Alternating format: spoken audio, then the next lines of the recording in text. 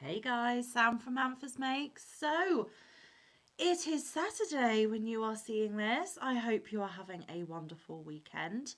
Um, Welcome back to all my regulars and hi to any newbies. If you are new here, I have a weekend segment on both Saturday and Sunday where I read you stories from this book, which is Grimm's Complete Fairy Tales. There is a complete playlist up until you're seeing this. So go check them out if you haven't heard the other stories. And there is also another reading playlist where I read you The Wizard of Oz. So if you like audible books while you are doing your projects, maybe you could check these out. So, Saturday already, August already. My goodness gracious. So, sit back and relax with a cup of tea. Oh, and do remember that this book was written a very, very, very, very long time ago. Any themes, any hidden messages, any opinions are those of the authors and not necessarily ones that I share. I am literally just reading you the words from the book. So, we are starting today on story 58, which is The Dog and the Sparrow. A sheepdog had not a good master, but on the contrary, one who let him suffer hunger. As he could stay no longer with him, he went quite sadly away. On the road he met a sparrow, who said, "Brother Dog, why are you so sad?" The dog replied, "I am hungry and have nothing to eat." Then said the sparrow, "Dear brother, come into the town with me, and I will satisfy your hunger." So they went into the town together, and when they came in front of a butcher's shop, the sparrow said to the dog, "Stay there, and I will pick a bit of meat down for you." And he alighted on the stool, looked about him to see that no one was observing him, and pecked and pulled and tore so long at a piece which lay on the edge that it slipped down. Then the dog seized it, ran into a corner, and devoured it. The sparrow said, "Now come with me to another shop, and then I will get you one more piece that you may be satisfied." When the dog had devoured the second piece as well, the sparrow asked, "Brother Dog, have you now had enough?" "Yes, I have had meat enough," he answered, "but I have had no bread yet." Said the sparrow, "You shall have that also. Come with me." Then he took him to a baker's shop, and pecked at a couple of little buns till they rolled down, and as the dog wanted still more, he led him to another stall, and again got bread for him. When that was consumed, the sparrow said, "Brother Dog, have you now had enough?" "Yes," he replied, "now we will walk a while outside the town." Then they both went out into the highway. It was, however, warm weather, and when they had walked a little way, the dog said, "I am tired and would like to sleep." "Well, do sleep," answered the sparrow, "and in the meantime I will seat myself on a branch." So the dog lay down on the road and fell fast asleep. While he lay sleeping there, a waggoner came driving by, who had a cart with 3 horses laden with 2 barrels of wine. The sparrow, however, saw that he was not going to turn aside, but was staying in the wheel track in which the dog was lying, so it cried, "Waggoner, don't do it, or I will make you poor." The waggoner, however, growled to himself, "You will not make me poor," and cracked his whip and drove the cart over the dog, and the wheels killed him. Then the sparrow cried, "You have run over my brother dog and killed him. It shall cost you your cart and horses." "Cart and horses indeed," said the waggoner. "What harm can you do me?" and drove onwards. Then the sparrow crept under the cover of the cart and pecked so long at the bunghole of one of the casks that he got the bung out, and then all the wine ran out without the driver noticing it. But once, when he was looking behind him, he saw that the cart was dripping, and looked at the barrels and saw that one of them was empty. "Unfortunate fellow that I am," cried he. "Not unfortunate enough yet," said the sparrow, and flew on to the head of one of the horses and pecked his eyes out. When the driver saw that, he drew out his axe and wanted to hit the sparrow, but the sparrow flew into the air, and he hit his horse on the head, and it fell down dead. "Oh, what an unfortunate man I am!" cried he. "Not unfortunate enough yet," said the sparrow, and when the driver drove on with the 2 horses, the sparrow again crept under the cover and pecked the bung out of the second cask, so all the wine was spilled. When the driver became aware of it, he again cried, "Oh, what an unfortunate man I am!" But the Sparrow replied, "Not unfortunate enough yet," and seated himself on the head of the second horse and pecked his eyes out. The driver ran up to it and raised his axe to strike, but the Sparrow flew into the air and the blow struck the horse, which fell. "Oh, what an unfortunate man I am!" "Not unfortunate enough yet," said the Sparrow, and lighted on the third horse's head and pecked out his eyes. The driver in his rage struck at the Sparrow without looking round, and did not hit him, but killed his third horse likewise. "Oh, what an unfortunate man I am!" cried he. "Not unfortunate enough yet," answered the Sparrow. "Now will I make you unfortunate in your home," and flew away. The driver had to leave the wagon standing, and full of anger and vexation went home. "Ah," said he to his wife, "what misfortunes I have had! My wine has run out, and the horses are all three dead." "Alas, husband," she answered, "what a malicious bird has come into the house. It has gathered together every bird there is in the world, and they have fallen on our corn up there and are devouring it." Then he went upstairs, and thousands of birds were sitting in the loft and had eaten up all the corn, and the Sparrow was sitting in the midst of them. Then the driver cried, "Oh, what an unfortunate man I am!" "Not unfortunate enough yet," answered the Sparrow. "Waggoner, it shall cost you your life as well," and flew out. Then the waggoner had lost all his property, and he went downstairs into the room, sat down behind the stove, and was quite furious and bitter. But the Sparrow sat outside in front of the window and cried, "Waggoner, it shall cost you your life." Then the waggoner snatched the axe and threw it at the Sparrow, but it only broke the window and did not hit the bird. The Sparrow now hopped in, placed itself on the stove, and cried, "Waggoner, it shall cost you your life." The latter, quite mad and blind with rage, hacked the stove in two, and as the Sparrow flew from one place to another, chopped all his household furniture, looking-glass, benches, table, and at last the walls of his house, and yet he could not hit the bird. At length, however, he caught it with his hand. Then his wife said, "Shall I kill it?" "No," cried he, "that would be too merciful. It shall die much more cruelly," and he took it and swallowed it whole. The Sparrow, however, began to flutter about in his body, and fluttered up again into the man's mouth. Then it stretched out its head and cried, "Waggoner, it shall still cost you your life." The driver gave the axe to his wife and said, "Wife, kill the bird in my mouth for me."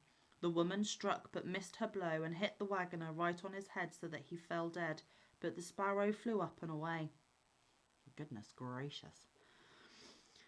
Okay, story 59, called Frederick and Catherine. There was once on a time a man who was called Frederick and a woman called Catherine, who had married each other and lived together as young married folks.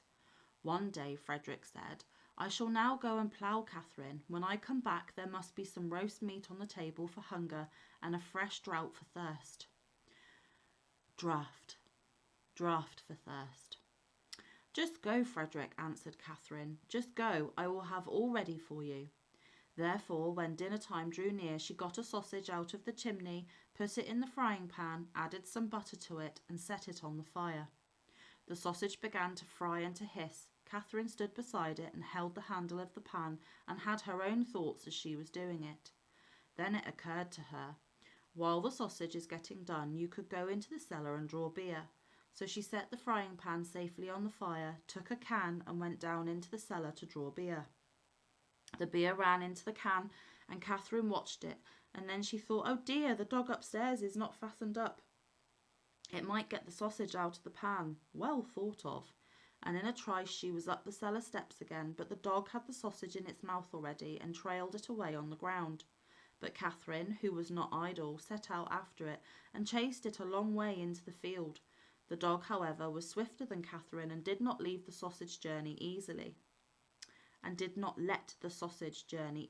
but skipped over the furrows with it. "What's gone is gone," said Catherine, and turned round, and as she had run till she was weary, she now walked quietly and comfortably and cooled herself. During this time the beer was still running out of the cask, for Catherine had not turned the tap. And when the can was full and there was no other place for it, it ran into the cellar and did not stop until the whole cask was empty. As soon as Catherine was on the steps, she saw the mischance. "Good gracious," she cried, "what shall I do now to stop Frederick knowing it?" She thought for a while, and at last she remembered that up in the loft was still standing a sack of the finest wheat flour from the last fair, and she would fetch that down and strew it over the beer. Yes, said she, he who saves a thing when he ought has it afterwards when he needs it. And she climbed up to the loft and carried the sack below and threw it straight down on the can of beer, which she knocked over, and Frederick's draught swam also in the cellar. It is all right, said Catherine, where the one is the other ought to be also. And she strewed the meal over the whole cellar. When it was done, she was heartily delighted with her work, and said, How clean and wholesome it does look here. At midday, Frederick came home. Now, wife, what have you ready for me? Oh, Freddie, she answered, I was frying a sausage for you, but while I was drawing the beer to drink with it, the dog took it away out of the pan, and while I was running after the dog, all the beer ran out, and while I was drying up the beer with the flour, I knocked over the can as well. But be easy, the cellar is quite dry again. Said Frederick, Catherine, Catherine, you should not have done that. To let the sausage be carried off and the beer run out of the cask, and throw out all our flour too. Indeed, Frederick, I did not know that you should have told me. The man thought, if my wife is like this, I must look after things more. Now he had got together a good number of talkers, which he changed into gold, and said to Catherine, Look, these are counters for playing games. I will put them in a pot and bury them in the stable under the cow's manger. But mind you keep away from them, or it will be the worse for you. Said she, Oh no, Frederick, I certainly will stay away. And when Frederick was gone, some pedlars came into the village who had cheap earthen bowls and pots, and asked the young woman if there was nothing she wanted to bargain in exchange for them. Oh dear people, said Catherine, I have no money and can buy nothing, but if you have any use for yellow counters, I will buy from you. Yellow counters, why not? But just let us see them. Then go into the stable and dig under the cow's manger, and you will find the yellow counters. I am not allowed to go there. The rogues went there and dug and found pure gold. Then they laid hold of it, ran away, and left their pots and bowls behind in the house. Catherine thought she must use her new things, and as she had no lack in the kitchen already without these, she knocked the bottom out of every pot, and set them all as ornaments on the fence which went around about the house. When Frederick came and saw the new decorations, he said, Catherine, what have you been doing? I have bought them, Frederick, for the counters which were under the cow's manger. I did not go there myself. The pedlars had to dig them out for themselves. Oh, wife, said Frederick, what have you done? Those were not counters, but pure gold and all our wealth. You should not have done that. Indeed, Frederick, said she, I did not know that. You should have forewarned me. Catherine stood for a while and thought to herself. Then she said, Listen, Frederick, we will soon get the gold back again. We will run after the thieves. Come then, said Frederick, we will try it, but take with you some butter and cheese that we may have something to eat on the way. Yes, Frederick, I will take them. They set out, and as Frederick was the better walker, Catherine followed him. It is to my advantage, thought she. When we turn back, I shall be a little way in advance. Then she came to a hill where there were deep ruts on both sides of the road. There one can see, said Catherine, how they have torn and skinned and galled the poor earth. It will never be whole again as long as it lives.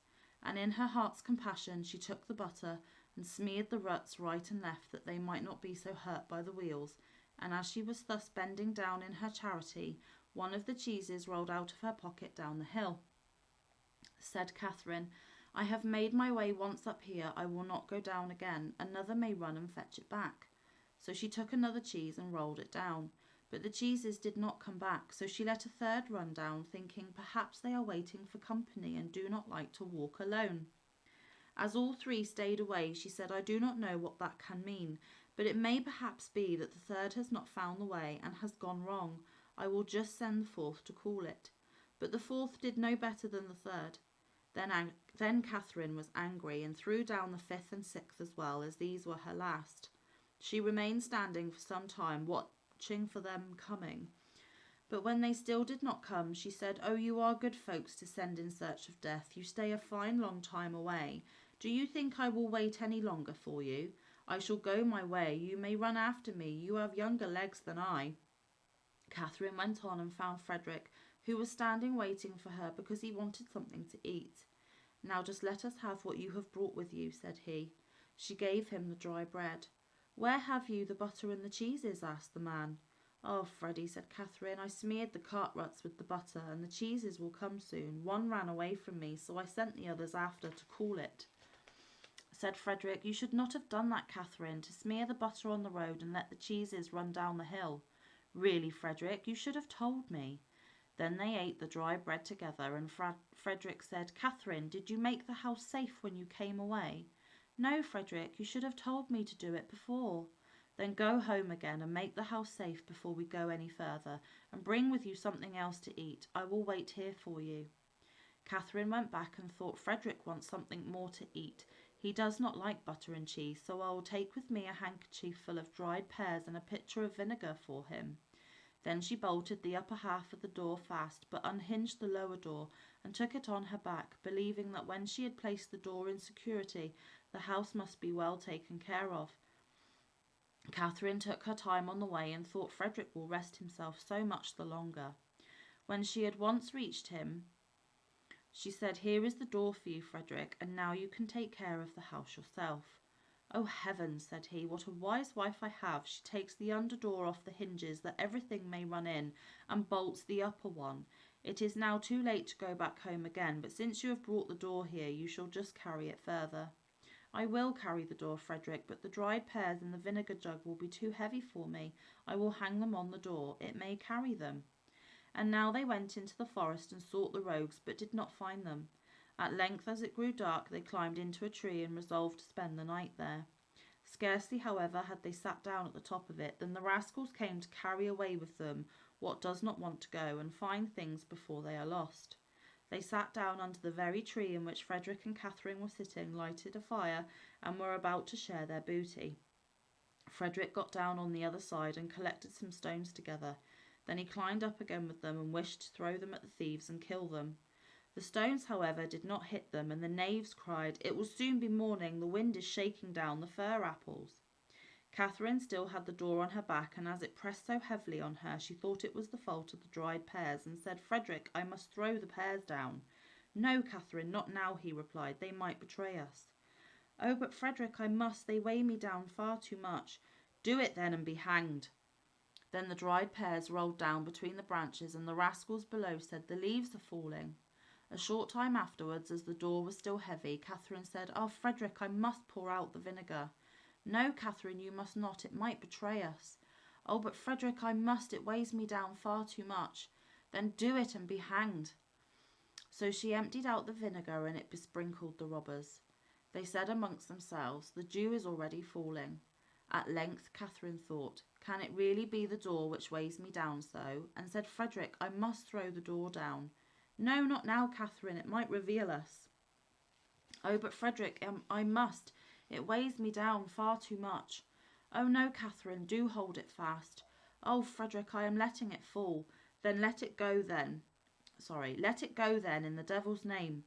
Then it fell down with a violent clatter, and the rascals below cried, The devil is coming down the tree, and they ran away and left everything behind them. Early next morning, when the two came down, they found all their gold again and carried it home. When they were once more at home, Frederick said, And now, Catherine, you too must be industrious and work. Yes, Frederick, I will soon do that. I will go into the field and cut corn. When Catherine got into the field, she said to herself, Shall I eat before I cut? Or shall I sleep before I cut? Oh, I will eat first. Then Catherine ate, and eating made her sleepy, and she began to cut, and half in a dream cut all her clothes to pieces, her apron, her gown, and her shift. When Catherine awoke again after a long sleep, she was standing there half naked, and said to herself, Is it I, or is it not I? Alas, it is not I. Soon night came, and Catherine ran into the village, knocked at her husband's window, and cried, Frederick, what is the matter? I should very much like to know if Catherine is in.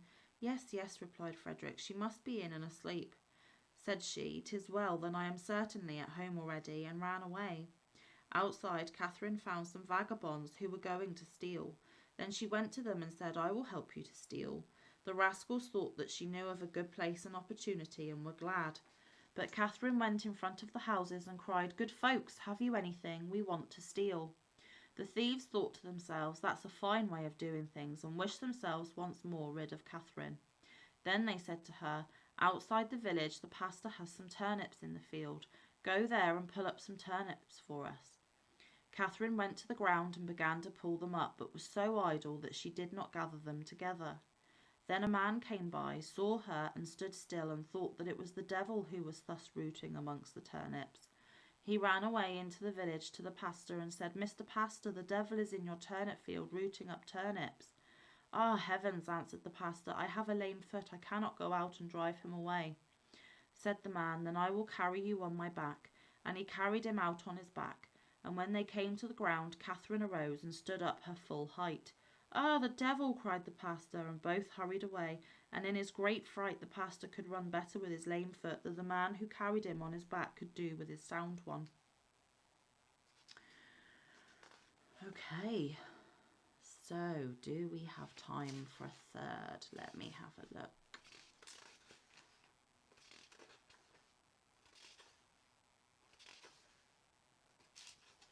Wow, this next one is a super long story. So actually, guys, I am going to leave it there. I hope you enjoyed today's 2 stories. For me, they were a little odd. But yeah, you come to your own conclusions. Thank you for spending some of your Saturday with me. I really appreciate it. You could be anywhere doing anything, but you spent that little bit of time with me, and I am oh so grateful. So, until next time, stay safe, be kind, look after one another, get some good quality time in with your loved ones, and get some good quality crafty time in. And I will see you in the next one or around the YouTube streets. Love you guys. Bye.